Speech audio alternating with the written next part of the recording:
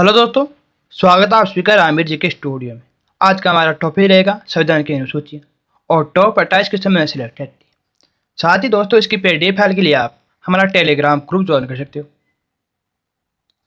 ठुकरा दिया था जिन्होंने मुझे मेरा बुरा वक्त देखकर, कसम खाता हूँ ऐसा वक्त लाऊंगा, कसम खाता हूँ ऐसा वक्त लाऊंगा, उन्हें भी मिलना पड़ेगा मुझसे वक्त लेकर।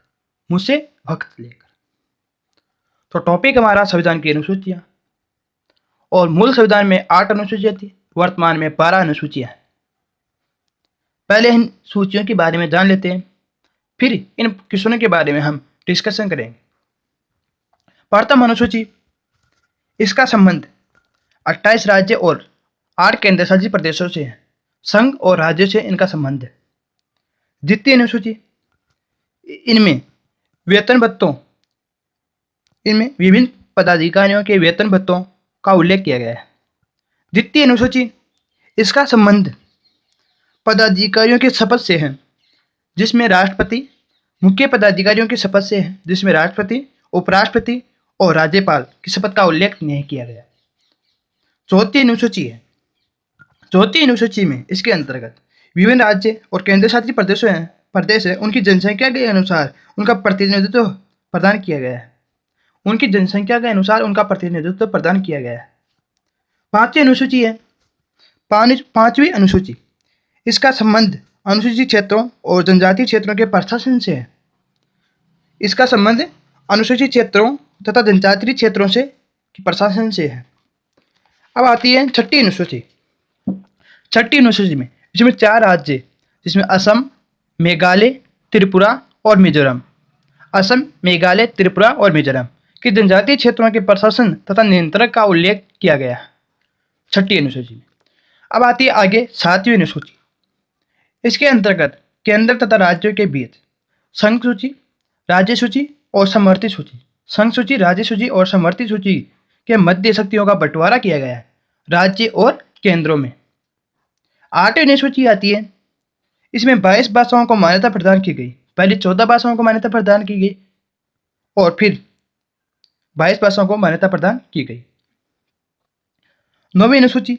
9वीं अनुसूची में इसे प्रथम संविधान संशोधन, इसे बाद में जोड़ा गया। प्रथम संविधान संशोधन सन 1951 के माध्यम से जोड़ा गया। इसका मुख्य उद्देश्य क्या था? इसका मुख्य उद्देश्य भूमि सुधार और जमींदारी प्रथा को समाप्ति करना था। भूमि सुधार और जमींदारी प्रथा को समाप्ति करना। आगे 10वीं अनुसूची। इसका संबंध 10वीं अनुसूची 52वें संविधान संशोधन सन 1985 के माध्यम से जोड़ी गई। 52वें संविधान संशोधन सन 1985 के माध्यम से जोड़ी गई।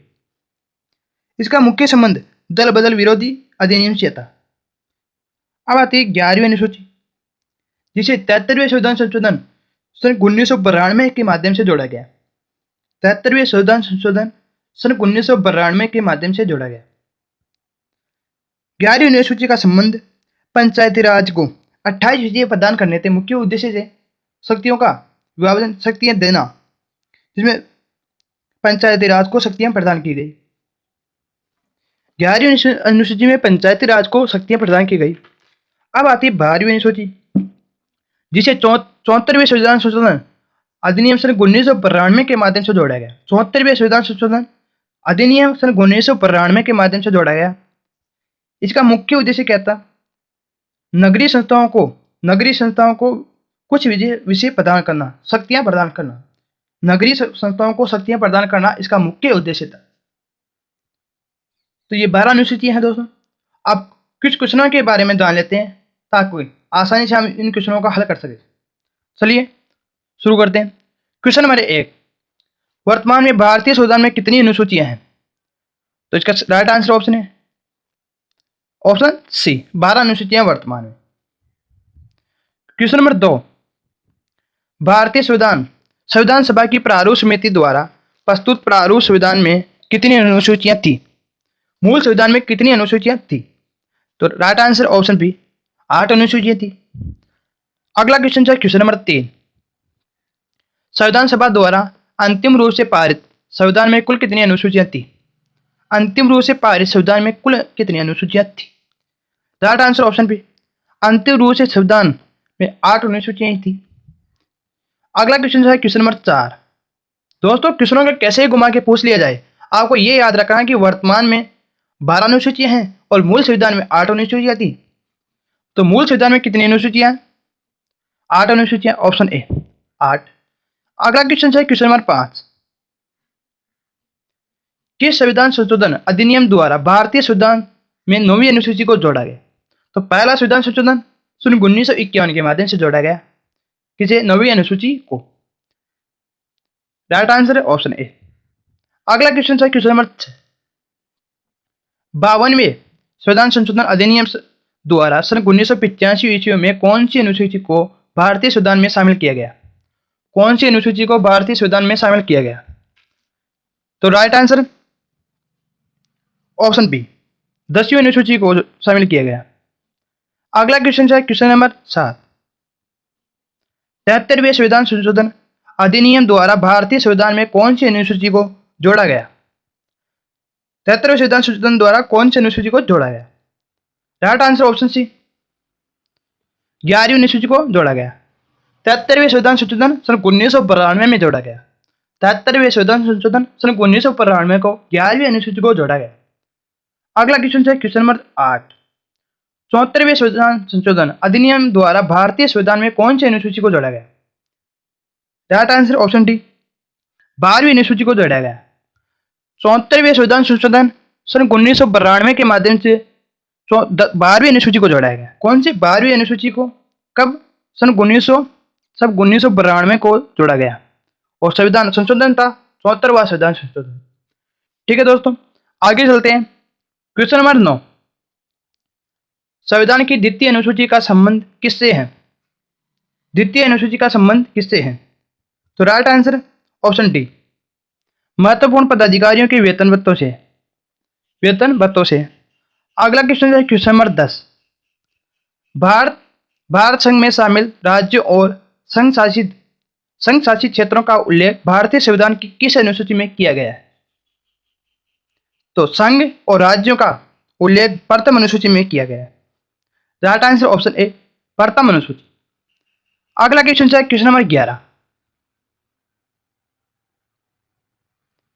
राष्ट्रपति राज्यों के राज्यपालों और सर्वोच्च न्यायालय तथा उच्च न्यायालय के न्यायाधीशों, संसद तथा राज्य के विधानमंडलों के पदाधिकारियों, भारत के नियंत्रक एवं महालेखा का परीक्षक आदि के वेतन भत्तों के संबंध में प्रावधान संविधान की किस अनुसूची में किया गया है? तो वेतन भत्तों का उल्लेख किस अनुसूची में किया गया है? तो राइट आंसर ऑप्शन बी, द्वितीय अनुसूची में किया गया है। वेतन भत्तों का उल्लेख द्वितीय अनुसूची में किया गया है। अगला क्वेश्चन है क्वेश्चन नंबर 12। भारतीय संविधान की तीसरी अनुसूची का संबंध किससे? भारतीय संविधान की तीसरी अनुसूची का संबंध किससे है? राइट आंसर ऑप्शन बी, शपथ तथा प्रतिज्ञा से है। शपथ तथा प्रतिज्ञा से है, जिसमें राष्ट्रपति, उपराष्ट्रपति तथा राज्यपाल की शपथ का उल्लेख नहीं किया गया है। दोस्तों, राष्ट्रपति तथा उपराष्ट्रपति और राज्यपाल की शपथ का उल्लेख नहीं किया गया और सभी का शपथ का उल्लेख किया गया है। अगला क्वेश्चन है क्वेश्चन नंबर 13। भारतीय संविधान की किस अनुसूची में प्रत्येक राज्य तथा केंद्र शासित क्षेत्रों के लिए राज्यसभा में स्थानों के लिए आवंटन की सूची है? राइट आंसर ऑप्शन डी, चौथी अनुसूची में राज्यों के आवंटन का उल्लेख है। अगला क्वेश्चन है क्वेश्चन नंबर 14। निम्न में से भारत के संविधान के किस एक अनुच्छेद और अनुसूची का संबंध स्वशासित जिला परिषदों से है? दोस्तों, इसमें 2 ऑप्शन दे नहीं रखे, कोई मिसप्रेजेंट हो गई, तो इसमें राइट आंसर 6ठी अनुसूची आएगा, ऑप्शन सी आएगा। अगला क्वेश्चन नंबर 15। भारतीय संविधान में 22 भाषाओं को राजभाषा का दर्जा प्रदान किया गया।